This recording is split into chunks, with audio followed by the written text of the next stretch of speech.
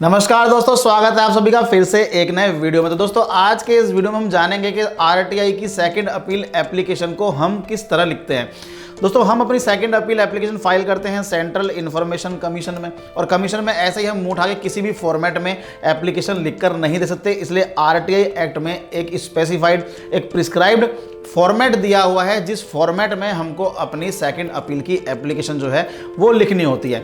आज के इस वीडियो में हम उस फॉर्मेट के बारे में ही जानेंगे कि भैया क्या होता है वो फॉर्मेट। तो चलिए जल्दी शुरू करते हैं आज का ये इन्फॉर्मेटिव वीडियो। मैं हूं जगमोहन और आप देख रहे हैं टेक्निकल हिंडोला।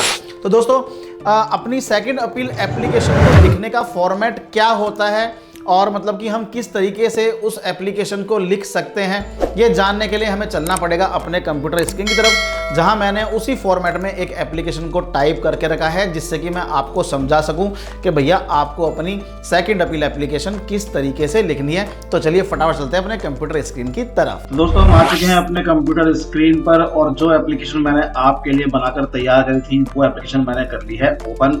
तो चलिए हम स्टेप बाय स्टेप देखते हैं कि हम अपनी second appeal application proper format में कैसे लिख सकते हैं। तो सबसे पहले हम एड्रेस करेंगे कमीशन को to the chief information commissioner, central information commission, August Kranti Bhavan, Bhikaiji complex, new Delhi 11066। तो भैया एड्रेस तो हमको करनी पड़ेगी। एड्रेस हम कमीशन में कर रहे हैं, लेकिन किसको कर रहे हैं? कमिश्नर साहब को कर रहे हैं। तो ये हो गया भैया उनका एड्रेस। उसके बाद आता है भैया सब्जेक्ट। सब्जेक्ट हम कुछ इस तरीके से लिखेंगे, second appeal under section 19(3) of the right to information act 2005 regarding. ठीक है जी। उसके बाद हम लिखेंगे वेनेरेटेड सर, रेस्पेक्टेड सर, या फिर सर आप जो मर्जी लिख सकते हैं, आपकी इच्छा है। उसके बाद सबसे पहले नंबर पर भैया हमको लिखना है name and address of the applicant. बिल्कुल इसी तरह आपको लिखना है। उसके बाद भैया अपना नाम लिख दीजिए, अपना एड्रेस लिख दीजिए, अपना मोबाइल नंबर लिख दीजिए और ईमेल एड्रेस लिख दीजिए। ये चारों पॉइंट आपको कवर करने हैं। उसके बाद सेकंड नंबर पर आता है name and address of the central public information officer to whom the application was addressed. जब आपने अपनी आरटीआई फाइल की थी तो जिनको आपने एड्रेस की थी सीपीआईओ को, उनका नाम और एड्रेस आपको यहाँ पर लिखना है। उसके बाद थर्ड नंबर पे आता है name and address of the central public information officer who gave reply to the application. तो जिन्होंने आपकी आरटीआई एप्लीकेशन का रिप्लाई दिया है, उन सीपीआईओ का नाम और एड्रेस आप यहाँ पर लिखेंगे। और अगर किसी ने रिप्लाई दिया ही नहीं है तो आप यहाँ पर मेंशन कर देंगे कि भैया हमें कोई रिप्लाई मिला ही नहीं है, हमें अपनी आरटीआई एप्लीकेशन का। फोर्थ नंबर पे आता है name and address of first appellate authority. जो आपकी फर्स्ट अपील आपने जिनको फाइल की थी, उनका नाम और एड्रेस आपको यहाँ पर लिखना है। फिफ्थ नंबर पे आता है भैया पर्टिकुलर्स ऑफ द एप्लीकेशन। आपकी जो आरटीआई की एप्लीकेशन थी उसके पर्टिकुलर्स आपको यहाँ पर लिखने हैं। उसके बारे में जो आपने उस एप्लीकेशन में लिखा था वो आपको यहाँ पर भैया सारी डिटेल जो है वो डालनी है कि भैया हमने आरटीआई एप्लीकेशन में ये चीज लिखी थी, ये चीज मांगी थी, जो भी आपने लिखा था वो आपको यहाँ पर लिखना है। उसके बाद नेक्स्ट आता है 6 number particular of the orders including number if any against which the appeal is preferred. अब आप ये अपील क्यों फाइल कर रहे हैं? ठीक है, दो कंडीशन फाइल कर रहे हैं, या तो आपको रिप्लाई मिला है और आप उससे सेटिस्फाइड नहीं है, या फिर आपको कोई रिप्लाई मिला ही नहीं है। अगर आपको रिप्लाई मिला है तो भैया जिस ऑर्डर के थ्रू आपको रिप्लाई मिला है उस ऑर्डर की डिटेल आपको यहाँ पर भैया डाल देनी है। ठीक है, लिखा है ना पर्टिकुलर ऑफ द ऑर्डर्स। ठीक है, तो आपको उस ऑर्डर की डिटेल यहाँ डालनी है, उसका डेट, उसका फाइल नंबर, ये सब चीज आपको यहाँ पर डालनी है। और अगर कोई रिप्लाई नहीं मिला है तो सिंपली आप लिख दीजिए भैया हमें फर्स्ट अपीलेट अथॉरिटी से कोई भी रिप्लाई नहीं मिला, इसलिए हम ये अपील फाइल कर रहे हैं। उसके बाद हमारा 7th नंबर पे आता है brief facts leading to the appeal. तो भैया यहाँ पर आपको लिख देने हैं अपनी ब्रीफ फैक्ट्स लिखने हैं कि आखिर आपको ये अपील फाइल करने की नौबत क्यों आई।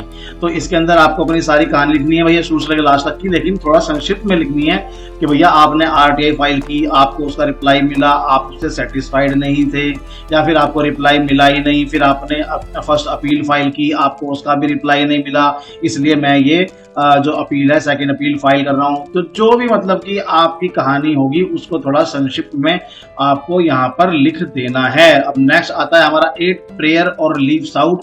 अब यहाँ आपको अपनी प्रार्थना लिखनी है कि भैया आप जो कमीशन है, इंफॉर्मेशन कमीशन है, उनसे क्या चाहते हैं, किस चीज की प्रार्थना आप करना चाहते हैं, उनसे आप क्या मांगना चाहते हैं। ठीक है, तो वो चीज आपको यहाँ पर लिख देनी है अपने अपने अकॉर्डिंग। उसके बाद नेक्स्ट आता है हमारा 9th grounds for the prayer और रिलीफ, आखिर आप जो प्रेयर कर रहे हैं, जो रिलीफ चाह रहे हैं, उसका ग्राउंड क्या है, उसका आधार क्या है। तो यहाँ पर आपको लिख देना है। अगर आपको रिप्लाई नहीं मिला है कि भैया मुझे रिप्लाई नहीं मिला इसलिए मतलब कि मैं ये अपील कर रहा हूँ, ये है मेरी प्रेयर का ग्राउंड, या फिर रिप्लाई तो मिला है बट मैं इन्फॉर्मेशन से सेटिस्फाइड नहीं हूँ, या जो भी आपका ग्राउंड रहेगा, या फिर मुझे इनकम्प्लीट इन्फॉर्मेशन मिली है, इसलिए जो भी आपकी वजह है, जो भी आपका आधार है प्रेयर का, वो आप यहाँ पर लिख दें। उस पर आता है 10th any other information relevant to the appeal, कोई और इन्फॉर्मेशन है जो आप समझते हैं कि हमें देनी चाहिए, ये हमारी अपील से रिलीवेंट है, तो आप उसको यहाँ पर लिख सकते हैं। उसके बाद हमारा लास्ट आता है verification authentication by the appellate. ठीक है जी, यहाँ आपको अपना वेरिफिकेशन करना है और ये जो स्टेटमेंट मैंने लिखी है ये आपको इसमें जरूर लिखनी है। ठीक है, इसके अंदर लिखा हुआ है I hereby state that the information and particulars given above are true to the best of my knowledge and belief.